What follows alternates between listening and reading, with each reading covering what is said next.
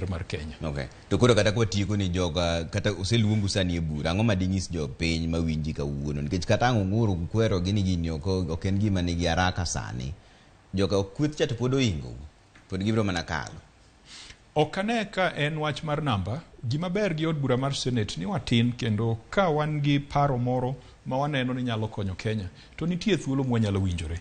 Inyalo paro higni moko mokalo kane wadhi e formula mani pogo godo pesa. Ne senators no wacho ni wadwan watim gima ber ne Kenya. Kik watim gima ber ne jotelo. Omiyo kiny wabiro dhi e od bura, wabiro yalo nikech koro oseluongo ok wanyal ng'anyo. Tijwa en dhi kanyo emomiyo joma be orowa kanyo. Mondo wachiw pachwa mondo wane ni kar mondo waketh mwandu mar jopiny mar loko chik gisani. Chik ma kamoro nok en agent. Chik mano nengo loki kwa setimo audit, kwa setimo inquiry. No nengo benwa kongwa rito watimo inquiry gi audit. Maker wacho kendo mwan bende wawacho ni koka walok chik.